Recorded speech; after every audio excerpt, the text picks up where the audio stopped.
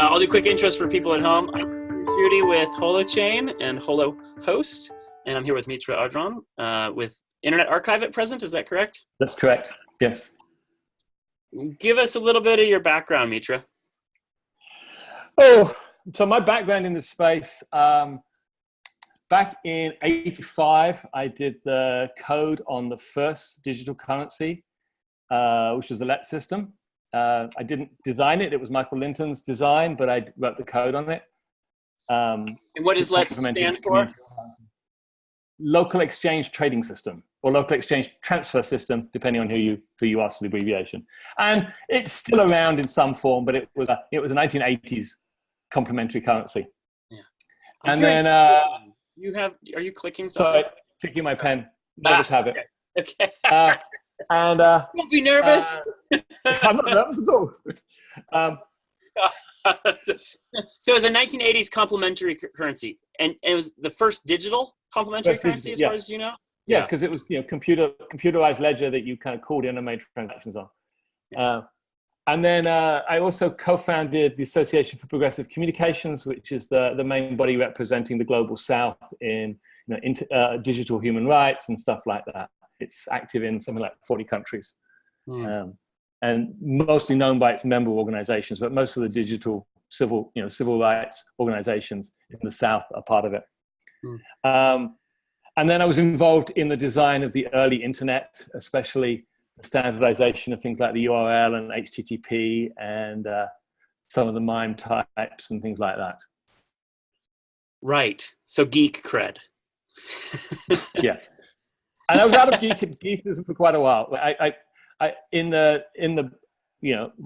guess about 20 years ago, I started looking at sustainability issues and working on renewable energy, and just sold a company that was running the payment systems for solar power to really poor rural villages in Africa. And so that's what you were up to when we first met. You were working on that stuff. And you'd been doing solar stuff for a while, but it was at that time that you were really kind of coming into your own in getting a functional payment system solution off the ground for that. Yeah, we pioneered crowdsourced solar in Australia, which made us Australia's fastest growing solar company at the time. But then I got more interested in the developing country issues, that it's no good if we all get sustainable if India and Africa and Asia take a Western model for development. And in particular, bringing together the IT and the solar allowed us to build these payment networks that allowed people to buy solar in small increments when they're living in a mud hut. And I remember one of the parts of that project was the smart meter. You were working on how to get a smart meter that was dirt cheap, basically. Yeah. Why? Exactly. So cheap. Well, partly because the cost of the system is crucial. There's no point in having a meter that costs more than a family can afford to spend on electricity for 2 years, right? But our main success was actually with really, really small 10-watt systems that powered 4 lights and charged a cell phone, and gave people the first step away from kerosene and candles into the modern era. Yeah. And figuring out how to hook those up for next to nothing in places where you don't even have cell phone coverage at home. Yeah, I mean, from my perspective, do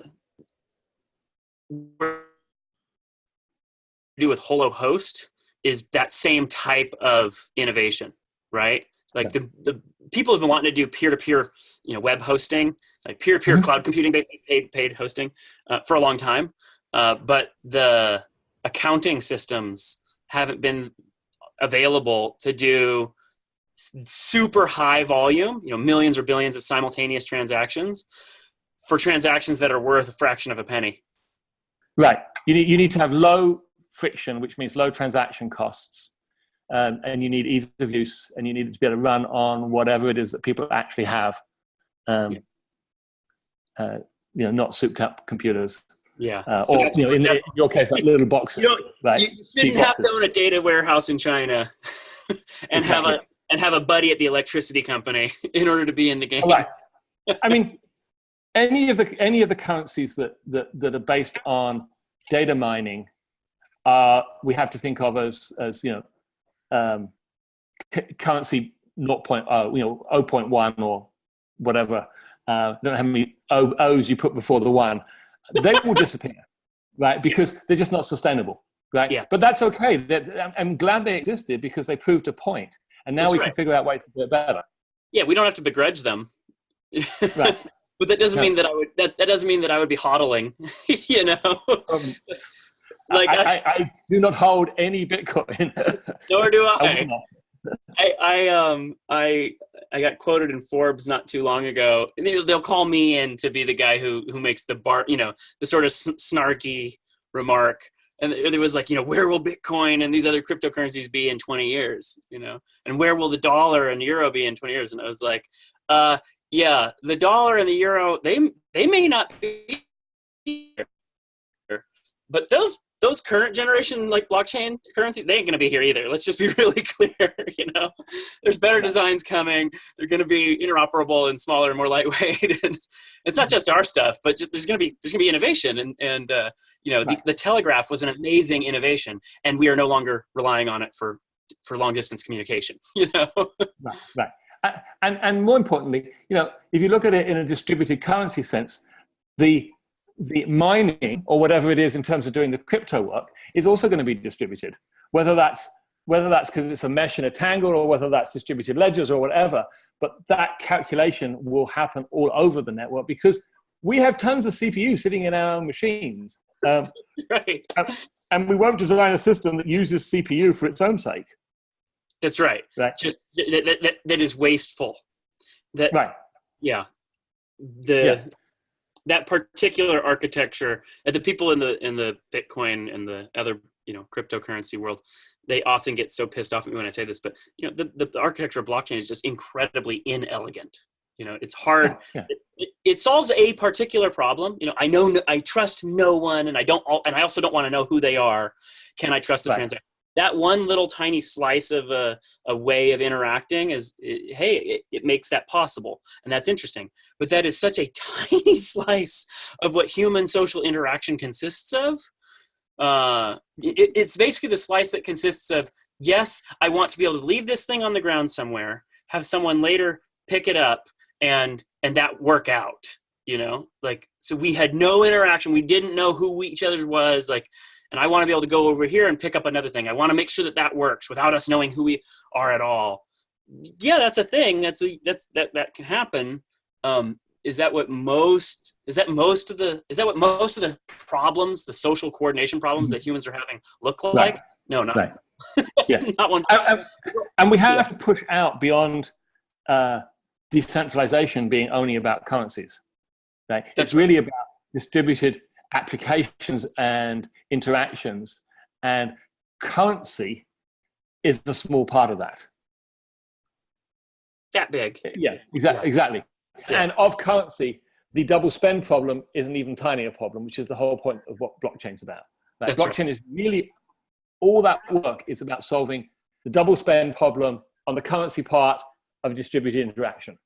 Yes.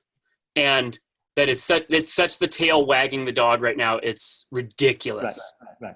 And and people, they get confused because they're coming from blockchain mindset. They come to us, they see our stuff, they go, this sounds interesting, but what are you doing about double spend? And we go, well, not every system has a double spend problem. But even if you do, you can come up with mechanisms to mitigate that. You can come up with mechanisms that make it so that if somebody tries to double spend, they can't.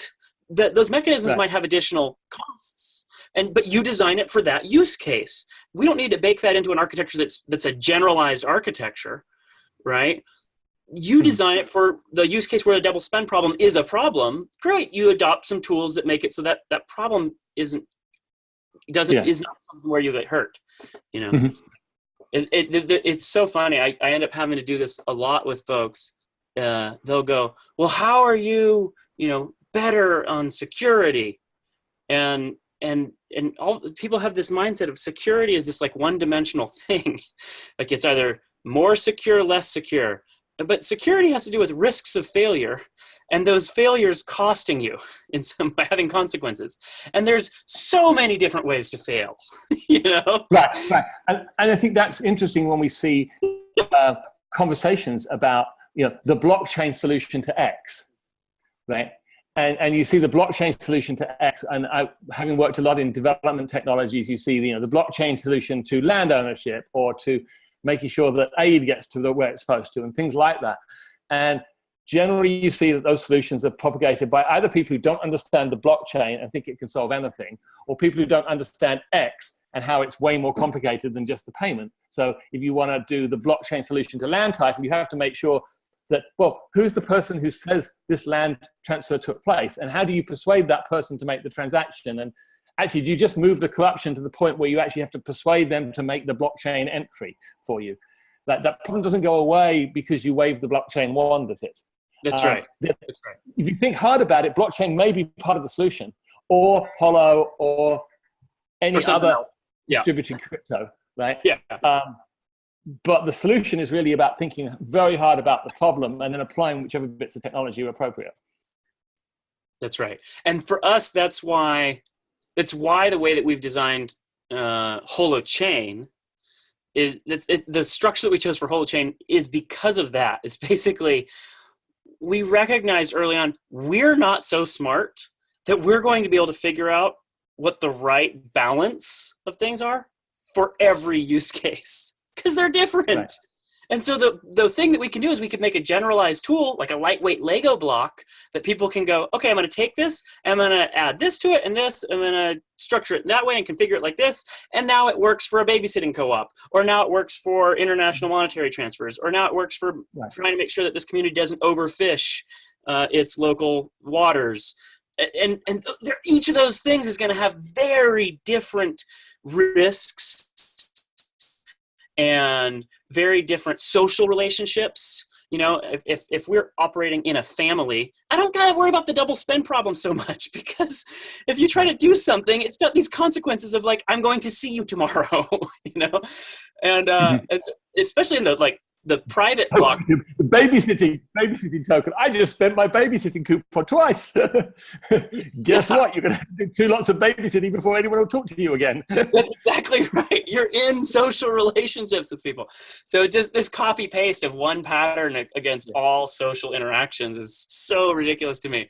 But it's a complicated enough thing, and the tech is, magic wand-ish for people who aren't technical, and so it's just, it's been funny. Well, and the other piece is this. The other piece is, unlike artificial intelligence and unlike 3D printing and unlike cloud computing,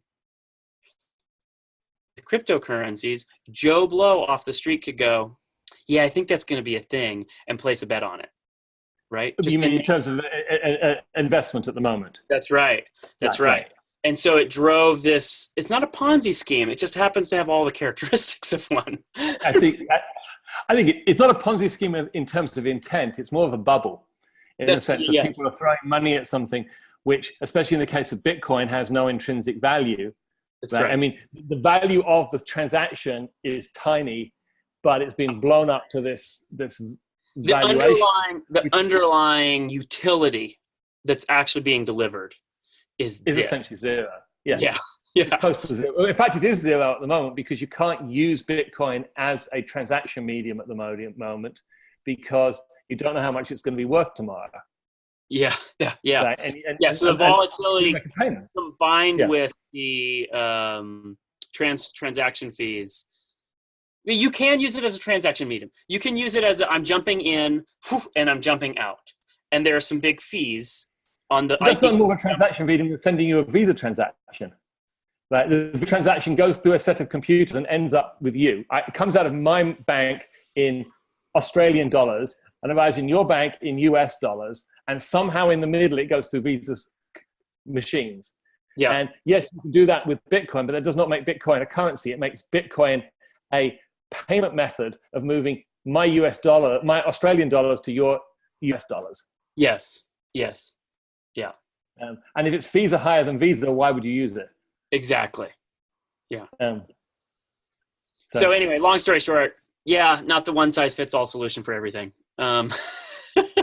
So let's fast forward a little bit. So right now, where are you at? So you had done the early days of the internet the URL spec, HTTP, setting up APC. You went, hey, this networking stuff is cool, but we actually have to solve energy too.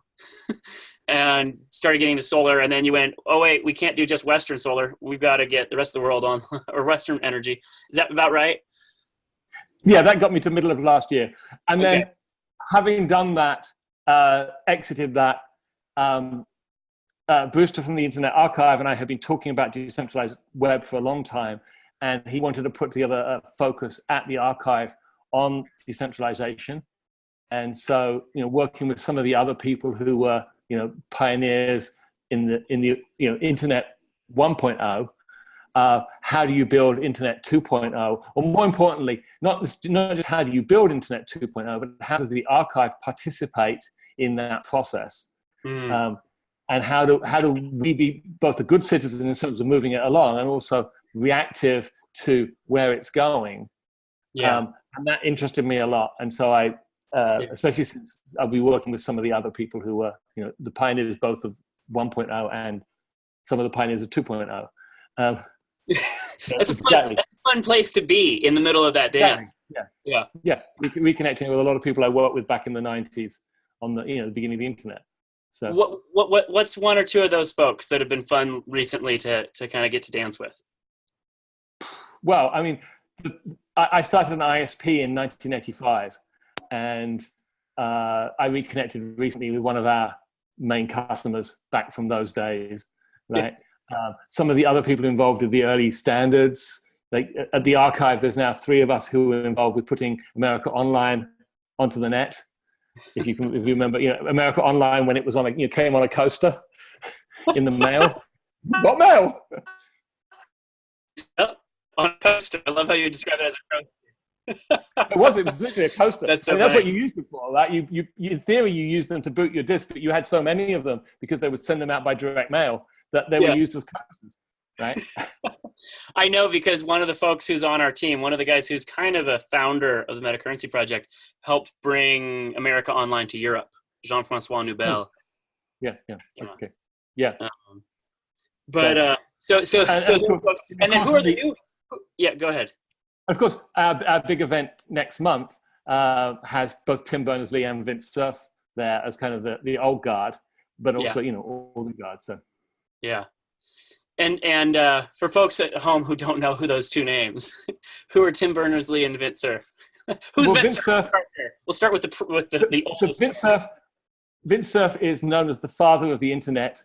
By most of us who were there, like a lot of people would claim to be, but there's, Vince is the one person that most of us would acknowledge as the father of the internet, partly because he's the only one who used to dress like a father. He was also known as the man in the suit because he would be the only person at the standards gatherings wearing a tie, among 2,000 geeks. And Tim, of course, invented the World Wide Web. So, yeah. That's and then who are the young guard? Who's coming up that you've been having fun playing with? What's some of the folks or projects are? Well, apart from Holo, there's WebTorrent, Pharos, IPFS. We were talking to the people who did Dominic, who did Scuttlebutt, which is a very interesting peer-to-peer message passing system. Those kinds of people. It's a wide, and I should say we're very focused on the web part of decentralized web, not the currency part, and not Tor. Right? I mean, Tor and the decentralized infrastructure is very important. You cut out for just a second there. So I was saying we're interested in the web part, not the currency part or the actual message passing like Tor and systems like that. All important, but our focus is on how do you build applications that something that interacts with the user, right? And so one side of it is the user, and the other side of it is information or interaction. And what's this bit in between it? That's what we think of as the decentralized web. And we use also when we talk about decentralized web, we're very interested in stuff how does stuff run in browsers? How does stuff run so that the regular user can actually be given a link, a URL that they recognize as such, a link in an email, and click on it and end up in whatever it is you want to offer to them, but it's decentralized. They don't have to go and download XYZ and sign up to this and provide, the date of birth of their grandmother. Yeah, exactly. And so it's that aspect of how do you bring the unwashed masses into decentralization. The unwashed masses. Have you heard that term before? I think it came from the French Revolution or something. Cool. Yeah, that shows my ignorance of history. So we work at a similar layer, right? We're excited about applications. What we're focused on is applications. And that's not that we don't think those other things are important. Right. We actually also really think currency systems are important, and we're trying to enable people to create all kinds of currency systems. And we're designing currency with Holo host, but the thing that we're really trying to do is to enable sort of a meta framework where people can do lots of those things, because currency systems are just certain types of applications, basically, or ways of structuring and sharing information. And it's not that we don't think those other things aren't important. We think they're very important, and we're excited that other people are working on them. Yeah, exactly. Absolutely, they're important, and I expect a lot of those people. A lot of those people come around the archive. The Tor people come around, and so on. Right? Yeah. We talk to all of those people, and it's not what we do, but it's what we build on. That's right. It's what we build. We build our stuff on their stuff, and then our stuff gets offered to and they look at us the same way, right? It's like, ooh, cool dance partners. Look at the cool things we'll be able to do if you combine both of these. I was talking with one of the developers from Orchid not too long ago, and Orchid's kind of in that Tor category of anonymous routing type stuff, and for folks at home. And he was like, when he started to understand what it was that HoloChain was trying to enable, he's like, ooh, because he realized that you'd be able to communicate with somebody and not have outsiders see what was happening. And yet within that stream of communication, people could build up history, reputation. Mm-hmm. They could create a safe social space. Right. What was for them, they perceived as a safe social space, so they could actually interact with one another in coherent ways without necessarily having to have that be exposed to folks that were not parties to that those relationships, essentially. Right, and a lot of that is stuff that I'm looking forward to figuring out about HoloChain. Is like, what are the APIs that get exposed that enable you to build interesting applications off of it? Yeah. It's going to be an interesting next few years for sure to see how these things emerge. So, HoloChain and HoloHost, should we touch on that? Or is there anything else? I thought I had something else that I wanted to ask. I don't know what it is though. So I mean, maybe tell you a bit about what we're doing, the decentralized web project at the archive first. Great. And that's, so essentially we're doing a number of things. Our ideal first demo is actually going to be, how do you access the archive, the Internet Archive, which for those of you who don't know, it's all the world's knowledge forever for free is our motto. So it's like, how do you go to essentially an online library on the net that has everything, everything, right, whatever everything means, and access it. But at the moment, of course, that makes us just one of the largest centralized sites on the net. Actually, probably the largest non-profit centralized site on the web. And I can say that with confidence because Wikipedia will be the closest contender, and I think we have a copy of Wikipedia. So,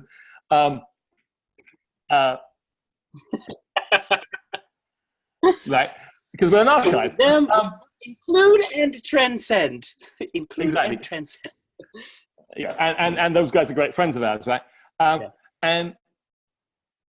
But how do we then access that in a decentralized manner? And how do we then start distributing some of the content so that the content is held in multiple places, so that if somebody says, oh, you can't go get that from the archive, you can get it from someone else?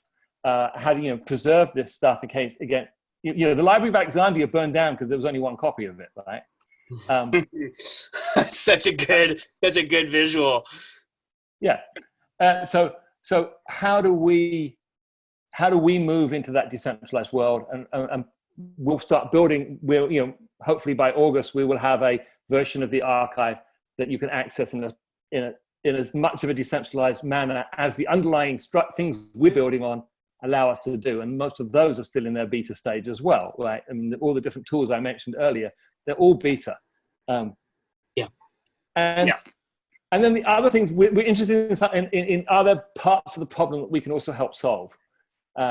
Things that we need that if we build them for ourselves, maybe we can make available for other people. Naming is one of them, for example, a way that you can do decentralized naming.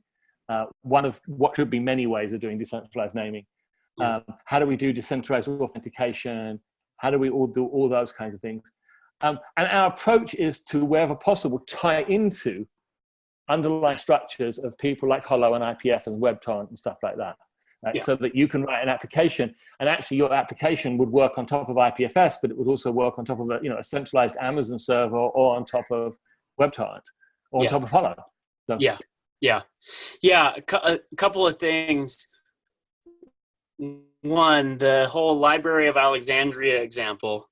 Some folks have asked on the larger side of things, like, well, isn't like trying to do a distributed version of like web hosting, wouldn't that be inefficient? Like, isn't it just more efficient to have like Amazon handle it all? And it's like, yeah, at one level maybe, but that kind of undoes the whole point of the internet. The point of the internet was to have a resilient communications infrastructure. And if your whole world is communicating through 3 or 4 or 5 companies and their handful of data centers, there's not that many you have to take out before you have catastrophic failure society-wide. Right? Absolutely. Right. And we saw that when the West Coast S3 system at Amazon went down. And all of the applications just vanished. Exactly. Yeah. Right. And all of them. Now that's the point, is it's not just that your website goes down.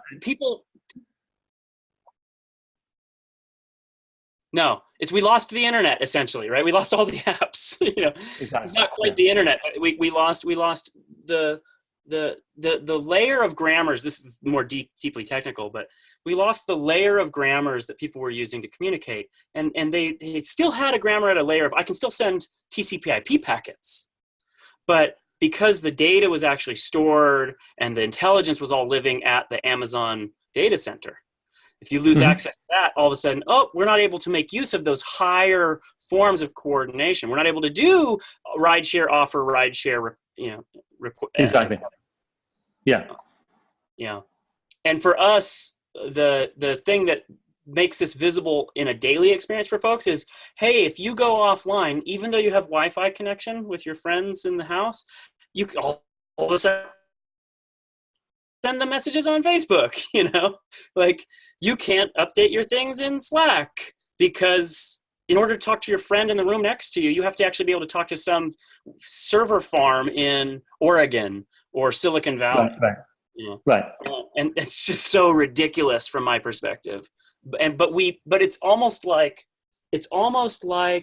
in 1999, 2002, whatever, if you had asked me if I had a mapping problem, I'd be like, nah, I got maps. I had the Thomas guide in the back of my car, this big thing with spiral bound. And, you tell me where the place is, I look it up in the index, I go to page 47, J3, I've got maps. But people didn't realize until they saw smartphones and the map suddenly put them in the middle and pulled information that was relevant to them, right? How profoundly better that was. It drove smartphone adoption. Right. It was people were like, yeah, it's nice to have email, and it's, but it's so much better an experience. And that's how we see this whole turning the internet inside out, or the web inside out, putting the user in the center model of what we're up to. And the danger, of course, of decentralization is very well illustrated by those maps. The guy coming to fix my solar inverter got lost yesterday because he followed Google Maps, and Google Maps happens to think that one of our neighbors' driveways is a road. And so anyone coming here who follows Google Maps ends up a mile down the road at my neighbor's house. Got it. Trying to find a way through his field to get from the end of his drive to the end of our road. Got it. Quite close together, but have no connection between them. Yeah. Right. And And it's not centralized. immediately obvious how to update that. Exactly, because it's centralized. I can't post an update which would have credibility because I'm posting the update from here rather than from Silicon Valley. Yeah. Right? And that's the challenge of building one of the, it's an analogy, but it's the challenge of how do you build apps that think about decentralization, that think about people participating. And I think we'll see a different kind of application being developed when we have a decentralized infrastructure as well. 100%. And there are people will come up with the balances that are appropriate to their social context. Where do they want things to actually be sort of co-located and centralized? Or, where do they want these things to be touching one another so that we can actually extract insight from them, maybe as a group? Hey, I want to be able to see, I do want people sharing their locations all into one space so we can see how bad the traffic is, for instance, right? Or exactly. There are some things that doesn't have to be held by a company necessarily, but there are centralized and decentralized and distributed topologies are tools, and they have consequences, and we will use them in context, and we'll figure out through trial and error, well, this works great, and this one has some side effects. Yeah. Right. One more geeky question. What's your thoughts on WebAssembly? Because we're trying to orient some of our stuff to be able to play better with WebAssembly.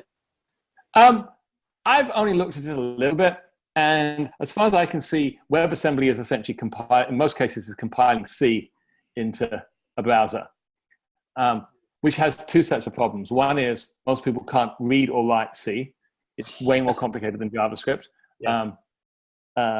Now, if they were doing it with Python, I would be all over it. But it's mostly C, and C is geek-friendly, but not. You have to be an uber geek. I mean, I do can program in C, but I'd usually rather not. So I think that's a problem. I also think that JavaScript is such a powerful language now. It's often misused. You can write really bad JavaScript, but you can also write really good object-oriented, class-based, professional JavaScript. In fact, part of its strength is that you can write quick and cheap stuff easily if you're not an uber geek, or you can write actually pretty solid stuff. And I used to hate JavaScript, but it's actually come a long way in the last few years to being a powerful language. So I don't quite see the need for WebAssembly. Speed of execution is not an issue these days on machines, unless, of course, you're trying to do mining. But if you're going to, JavaScript and all the libraries available, I think we need some frameworks that make that easier in the browsers, but they're getting closer. And most of the things are not going to be in WebAssembly anyway, right? So we need, for example, in the browsers, the ability to pull in modules written by other people rather than compiling everything into one massive code for every web page. And things like that, right? Yes. But a lot of the stuff that you do if you build on other people's APIs, a lot of people build stuff on Google's APIs or stuff like that, and I'm sure there'll be equivalents. So I'd actually much more interested in seeing JavaScript on Holo than JavaScript or Python. That's absolutely useful. Not Go. Well, yeah, that's useful because people don't build apps in Go yet. Right. All of our apps are pretty much all of our apps are built in JavaScript. Yeah. Right. Because the underlying cryptographic fabric at present is Go. We've got application engines for JavaScript and Lisp at present. I am expecting Python to come online pretty soon, Ruby to come online pretty soon. But we're actually in the middle of doing a refactor of our code. We just have an alpha that's been out for the last 6 months, the Adventurer release, and that's been written in Golang. You can't really Google Go because it's just a terrible word to Google, which unfortunately is also the case for Holo. Holo is not a great Googleable word, unfortunately. Right. Holo host, sure, but Holo by itself, there's way too much stuff out there. But we're doing a refactor of that. So we're trying to work on a beta for the Golang code, but we're doing a second implementation, which right now we're experimenting with Rust, in part because Rust can interact with can work with WebAssembly, and we're hoping to use WebAssembly to make mobile easier, to be able to do some interesting things just all in browser. And maybe even be able to split. I'm doing some stuff on my mobile device, but some heavy lifting for like a video streaming peer-to-peer app that's getting handled at home on my desktop, where my bandwidth is cheap and my processing power is cheap and powerful. So we're trying to like enable some more diverse architectural things. I mean, I think we'll see. One of the concerns will be. And these are all just us, taking steps and seeing is there something over there that's worth thing? Yeah. I mean, the challenge is that a lot of the stuff written in C or written in Java, written by these are not good languages for people who are inexperienced programmers. Yeah. And most of the people who program these days on the net are seriously inexperienced. Yeah. I mean, when I started, and there was a lot less to learn in those days, it was 3 years at university before you actually were let loose on anything that anyone other than another student saw. Right? Yeah. And nowadays people do a 3-month General Assembly course and they're out there talking about being a coder, and you throw them 101 programming tests and they fail the warm-up test, never mind the first real test. Right? We found that with a bunch of supposedly qualified developers that we were sent, because they couldn't even manage our warm-up test. Now, and that's in JavaScript, right? Python. If you throw them into, I don't know, Python's a relatively easy language to learn.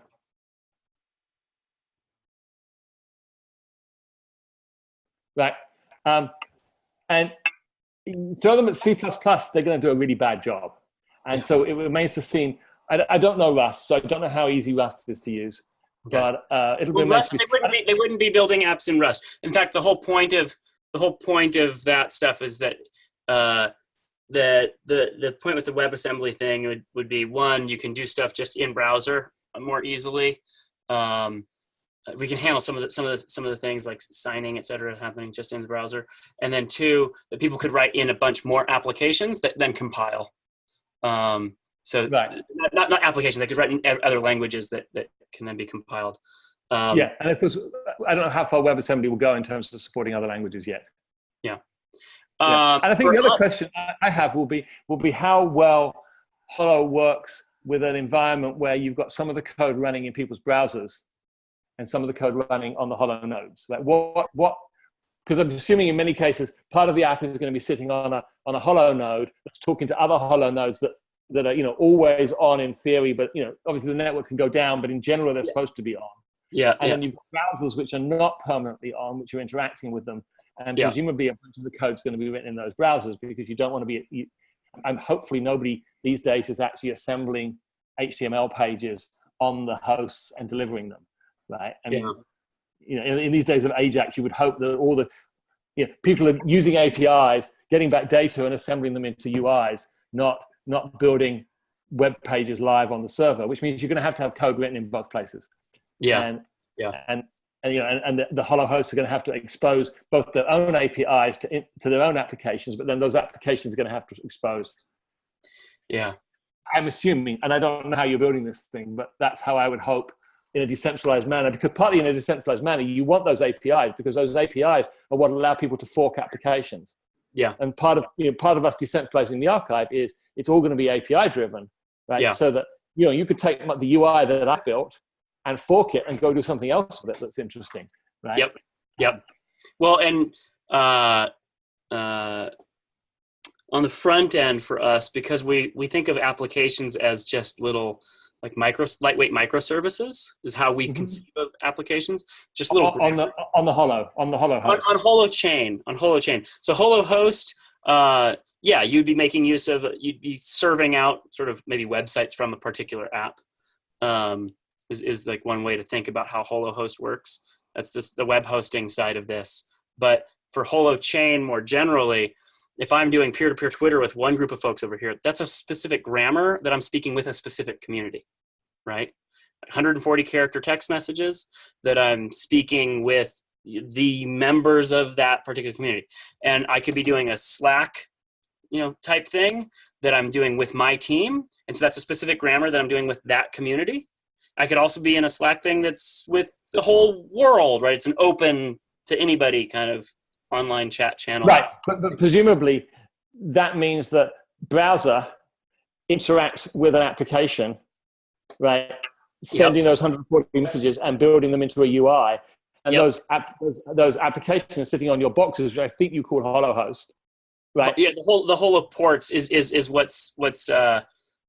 those the current ones that we're selling are.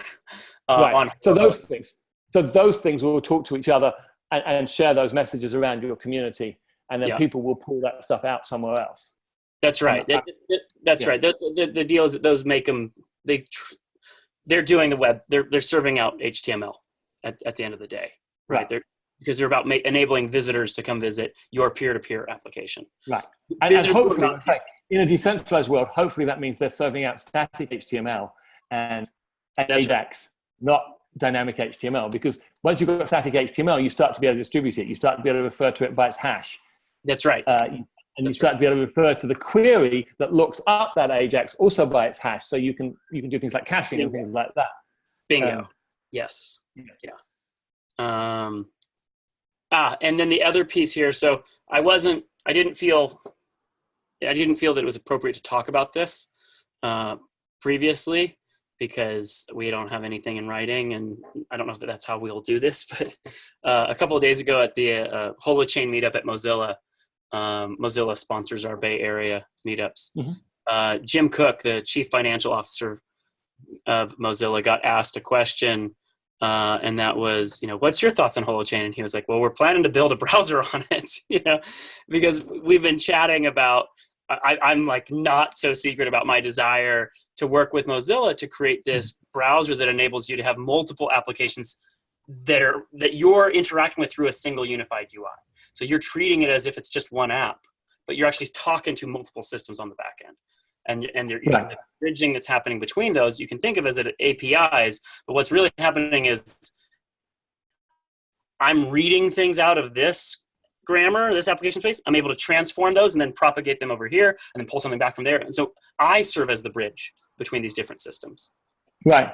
And it was interesting talking to some of the people involved with the alternatives to Facebook. Not saying that anything's going to replace Facebook, but the concept of Facebook is I have a feed, right?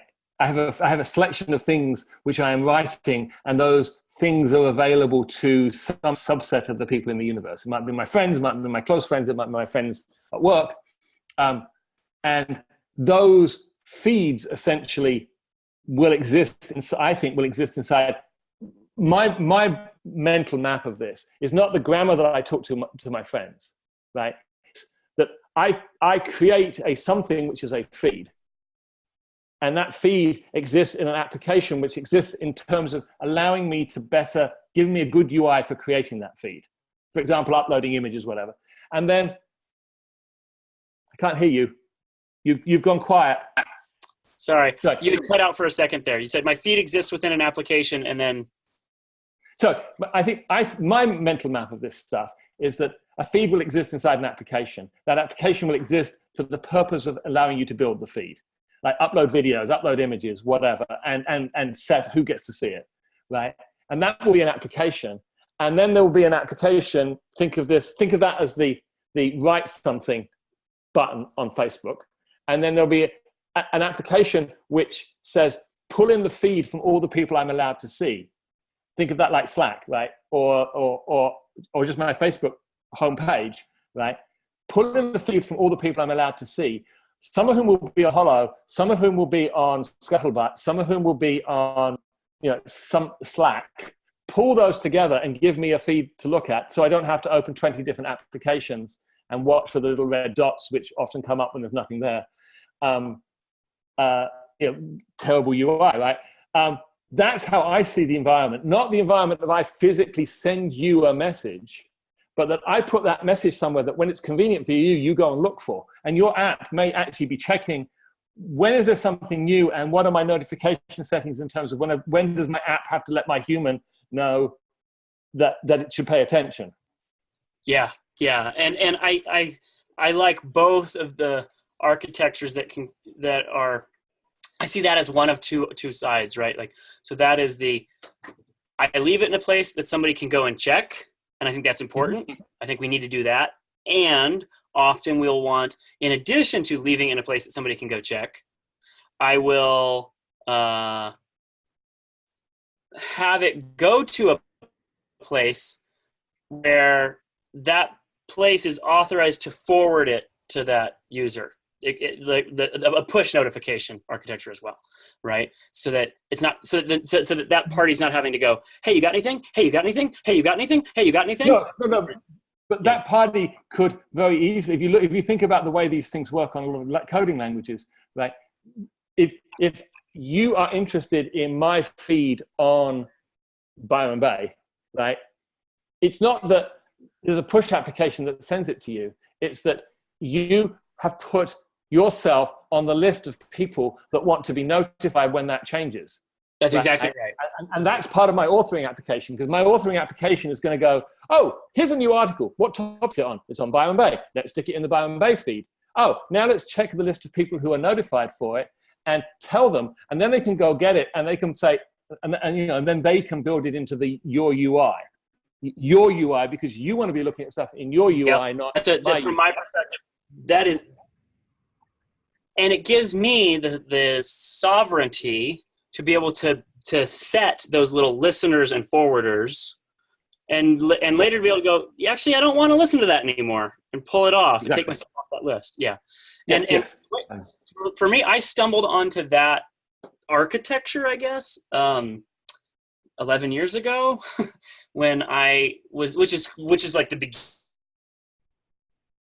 beginning of my real like diving into all this, because I had my own epiphany around, oh my gosh, you could change how society steers itself by changing the structure of the internet. And I think the way that internet would have to work would be like this, right? That was 11 years ago for me in February of 2007.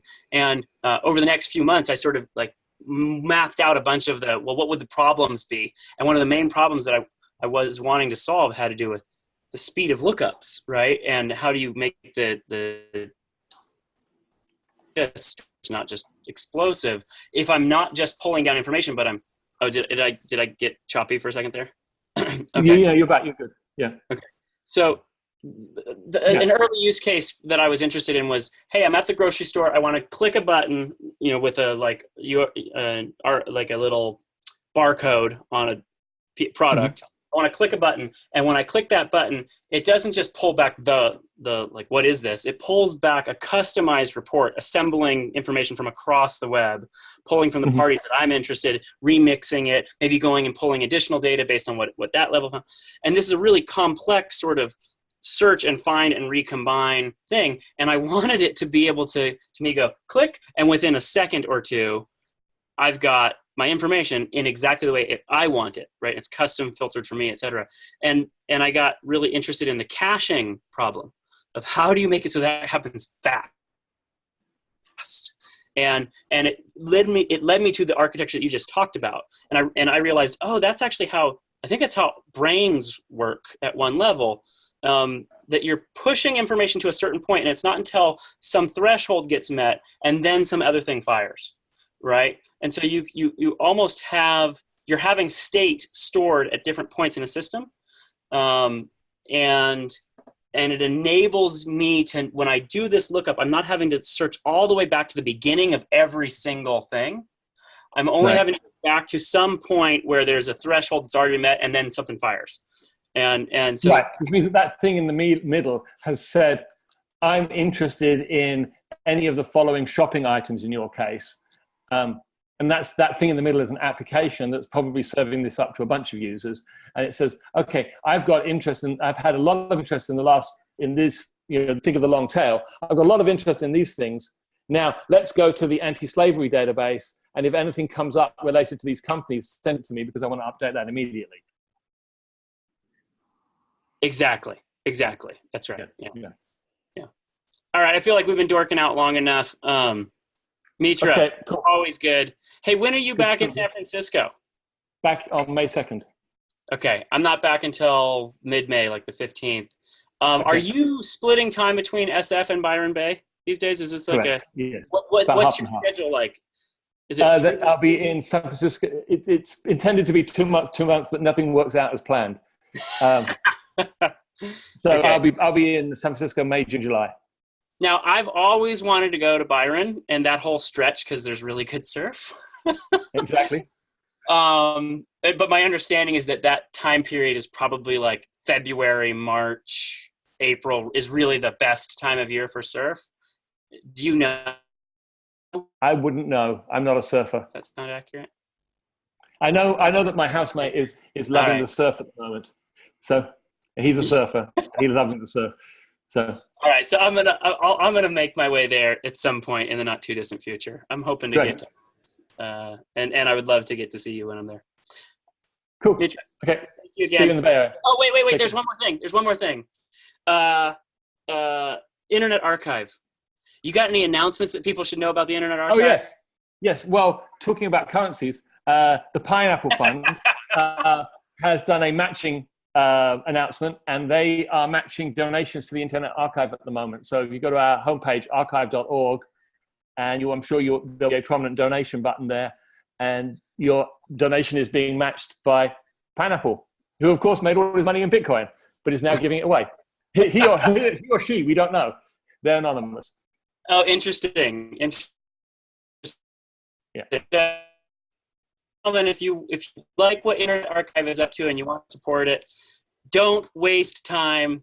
Double the impact of your investment. Do it before April 30th. Do it before April 30th. Absolutely. Thanks. Thank you. Take care. Bye. Okay, bye.